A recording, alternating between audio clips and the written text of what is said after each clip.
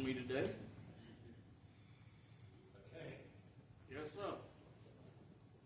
Don't have it. Because I'm slowly getting better. Slowly learning how to rely more upon His strength than the strength of the King.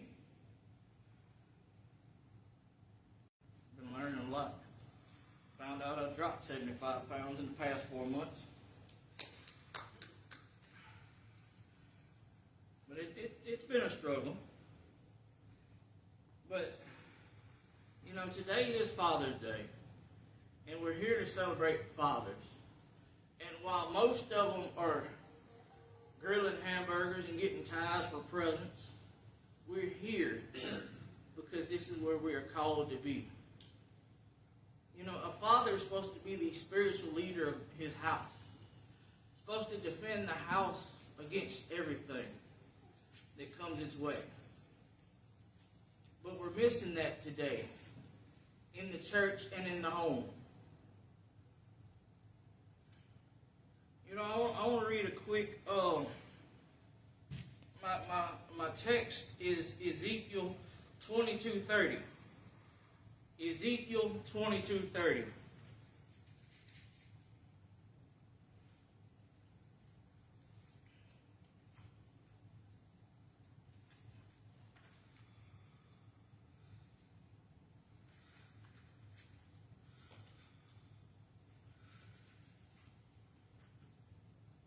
Everybody gets there, say amen. If you need more time, give me a hold up.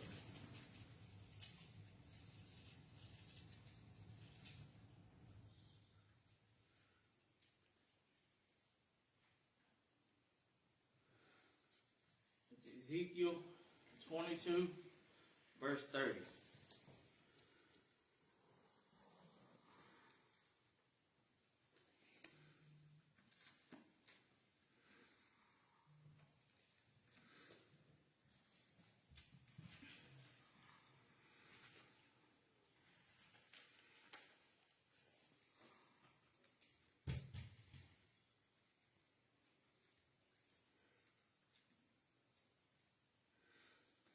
As always, I'm going to be reading out of the King James Version. And it says, I sought a man among them, that they should make up a hedge and stand in the gap before me in the land, and that I should not destroy, but I found none.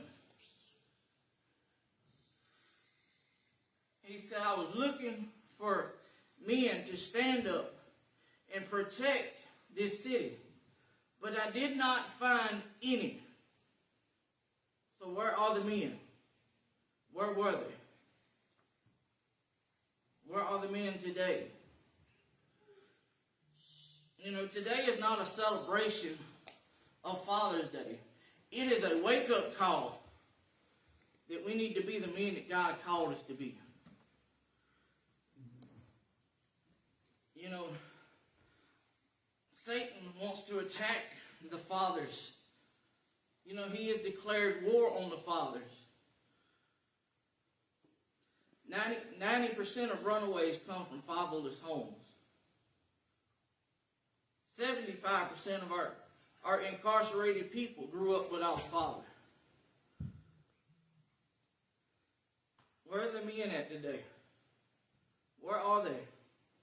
I can tell you where they're not. They're not where they're supposed to be. And I want to look at a man who we all know, or most of us know. I'm not going to preach to y'all. I just want to have a simple conversation.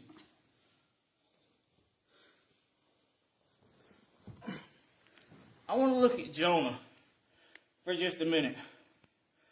God called Jonah and preached to the people. But Jonah did not want to do that. He had that attitude, God, I'm not going over there. You want to preach to them? Why? Because they need to hear the same message that you heard. They need to hear the message that saved you. But his attitude was, I don't care if they all die and go to hell. How many of us have that attitude? If we're truly honest, if God called us to go minister in the slums of Jackson, would we go? If we were to be called to go to the ghettos of Macomb or Brookhaven or Hazelhurst, would we go? If God called us to go preach, would us men stand up and go? Or would we have that same attitude that Jonah had? God, I don't want to go. Them people don't deserve your grace. They don't deserve your mercy. Matter of fact, they can all just die and go to hell, as far as I'm concerned. You know, and he tried running from God. He tried. He didn't want to answer that call when it came. And he found himself in the belly of a beast, tormented. And when God spit him out, he ran to Nineveh. And then what happened? The entire city got saved. And in Jonah chapter 4, verses 1 through... In Jonah chapter 4, it displeased Jonah and that he was angry that God would pour out his grace upon the people. He told God, like, look, I knew this was going to happen. I knew you were going to save these people. That's why I didn't want to come over here in the first place. Because they're not worthy of your salvation. And as he continued to get angry, he said, you know what, guys, just go ahead and kill me now. Just get it over with. If you're going to save these people, I don't want to be a part of it. Just go ahead and take me out.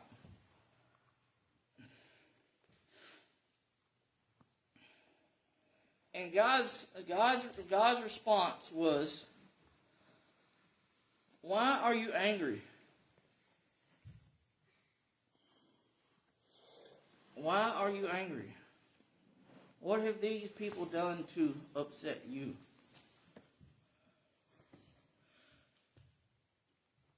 You know, what have they done to upset you? You know, I want to challenge the men in here today. When God calls you to do something, go and don't be afraid of it. Why is this nation, this world in the shape that it's in? Because men are running from their responsibility to be spiritual leaders.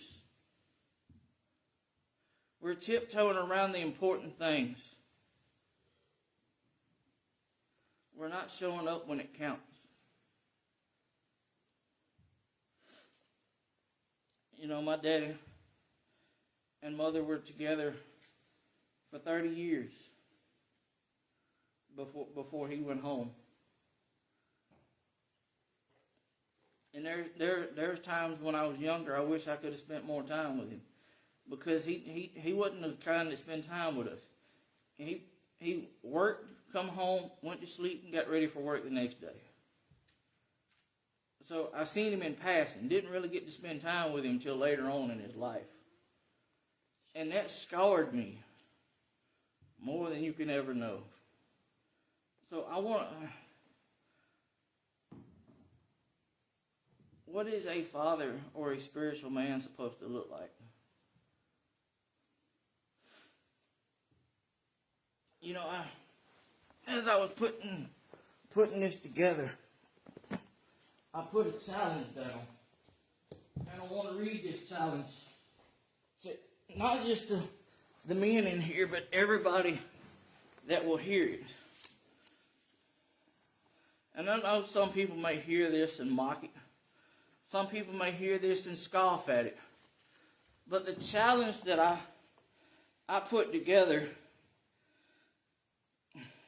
and it's not just what men are supposed to be, it is what everybody's supposed to be. But because this is Father's Day, you know, the men are supposed to be the spiritual leaders. It's supposed to be Jesus, husband, then family.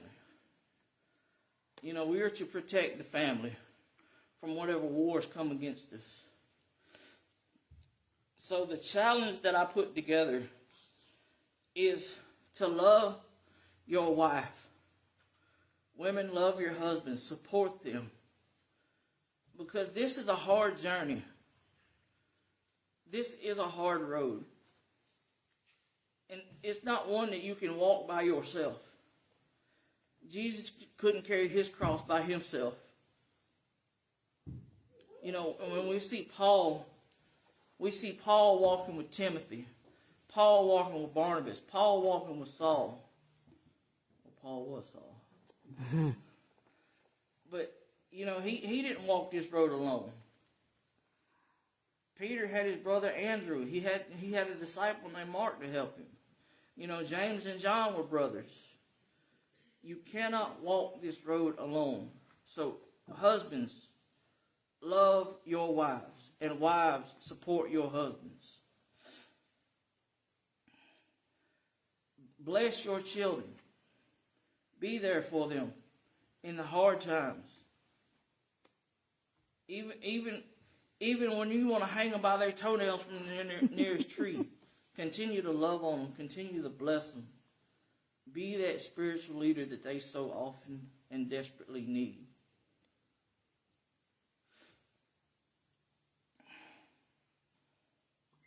Teach them to love God. Teach them to love God. We love on our children and we love on our family. But are we leading them down the right road? Are we teaching them to love God? Or are we just leading them straight into the pits of hell? How are we leading them?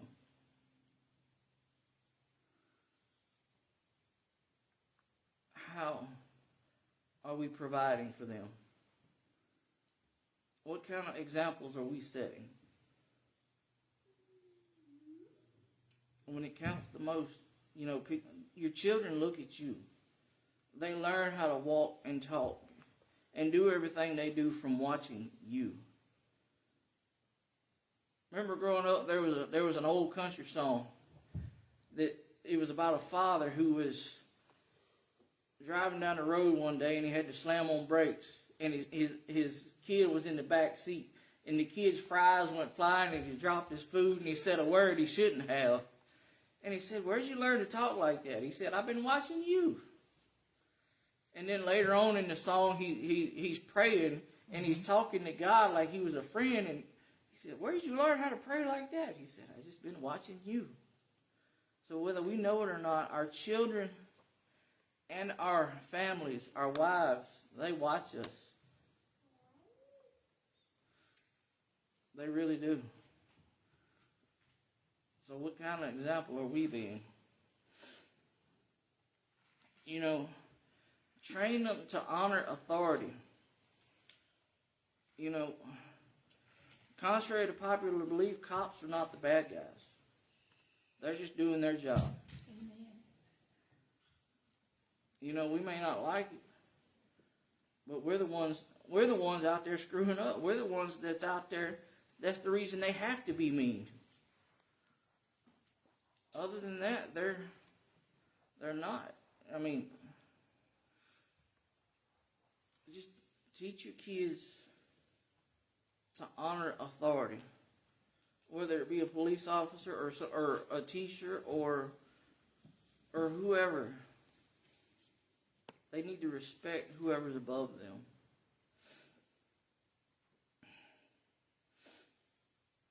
You know, teach them how to stand up to evil.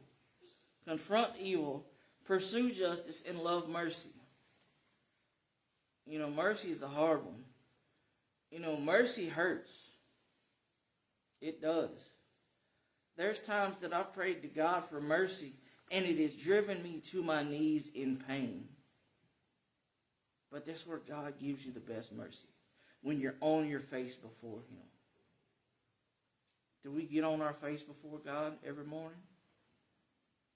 Or do we just wake up, brush our teeth, and wash our face and barely have time for a cup of coffee as we're running out the door?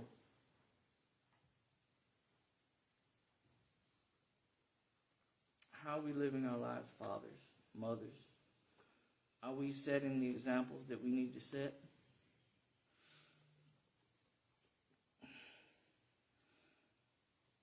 Forgive those that have wronged us. That's a big one. You know, Jesus forgave us when we wronged him. We spit in his face. We called him names. We beat him. We stripped him naked. We did everything under the sun imaginable to him. And he said, you know what? I still love you. And he forgave us. He didn't have to, but he chose to.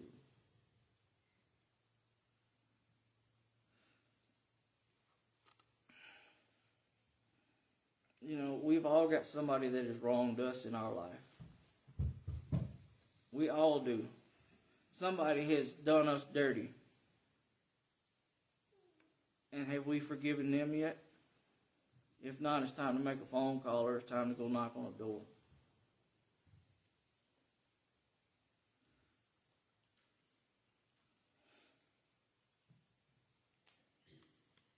Because it's not about revenge. It's about loving brothers and helping them when they fall.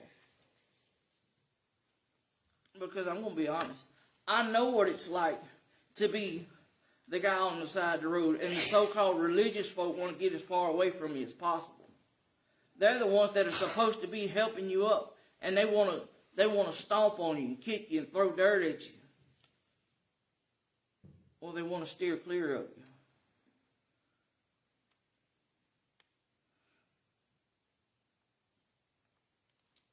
What kind of man are you?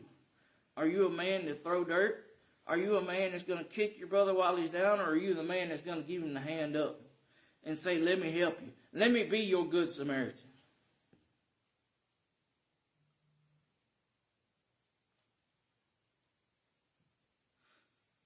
Who are we? If we truly ask ourselves, who are we? And where are we leading our families? So when it comes time to not worry about who's going to put bread on the table, I will do that. Who's going to love my wife? I will do that. Who's going to be the spiritual leader in the house? I will do that. And it's time for y'all to stand up and say, I will. I will. I will. Because as for me and my house, you don't have to worry about who I'm serving. I'm serving God.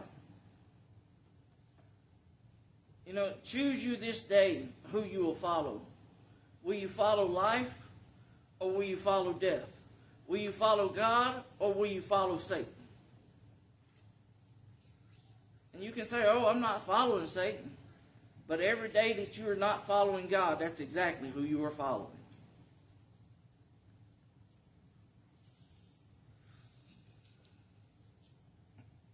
You know, so it's time to rise up, church. It is time to rise up and be the people that God called us to be.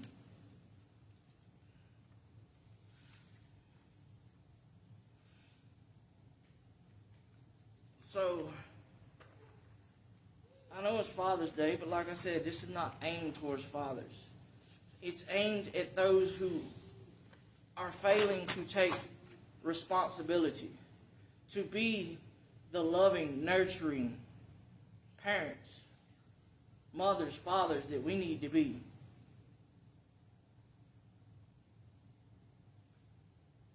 You know, and the cry of all the spiritual women is for the men to be the spiritual leader that they are supposed to be.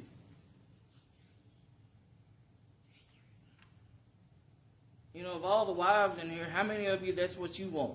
You want your man to step up and take charge. Because you don't want a passive husband. Children don't need a passive father. They need one that's going to show up when the time is hard and it's going to be there. And they can say, Mama, Daddy, what do I do?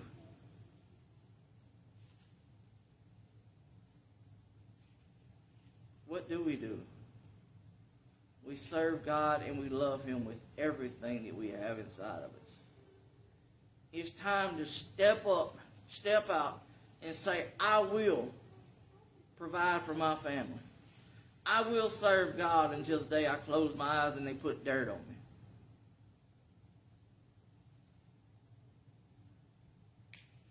And we need to get rid of this attitude that just that I don't care if they all die and go to hell. Because if you don't speak to your neighbor, if you don't love on your wife and your family, God's going to hold you accountable. Because He gave you the responsibility to lead them. So if they fail, it's on you.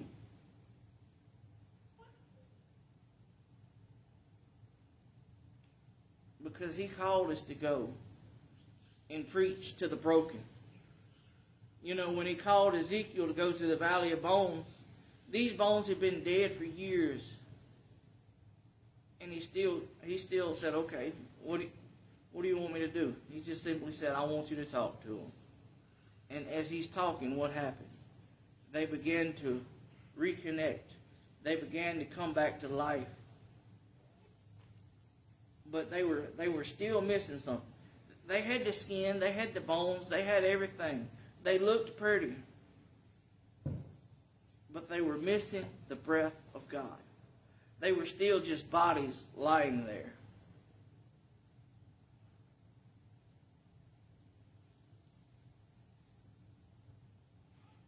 If you don't have the breath of God in you, you're just nothing but a body taking up space.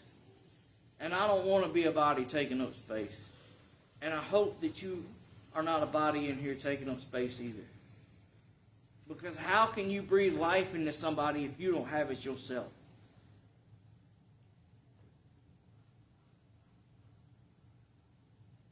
Let's just step up and take responsibility for who God called us to be. The spiritual leaders of the house.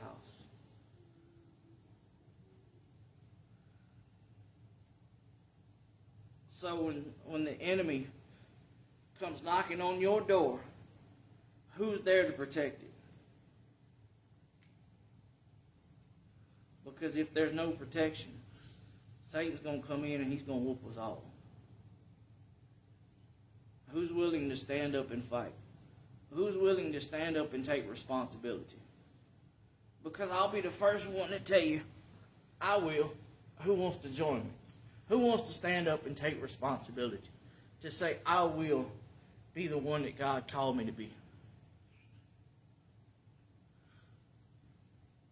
I'm not here to preach a fancy message. I'm just here to talk to you, to share with you my heart of what is going wrong. We don't have the spiritual leaders anymore in our homes that we so desperately need.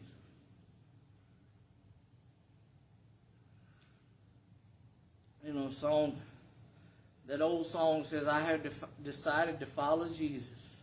No turning back. No turning back. Though none go with me, I still will follow with no turning back. But oftentimes we get traveling down that road and we realize that we're alone, that our family's not coming. We run back to them and we coddle them. You know, if my mama don't go, I'm going. If my brother don't go, I'm going. If my father don't go, I'm going. Though none go with me, I still will follow. You may be the only one in your household that's walking that road. But continue to walk that road. And continue to hold your head up high, because in the end it will be worth it. Because let me tell you something.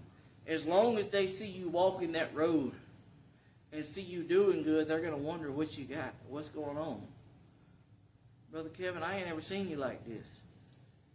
So what's really going on? And as that door opens and you start to explain, well, this is what happened. They're going to be like, I want it too. So you go from walking by yourself to walking with your whole family. But it takes you to step out and start walking.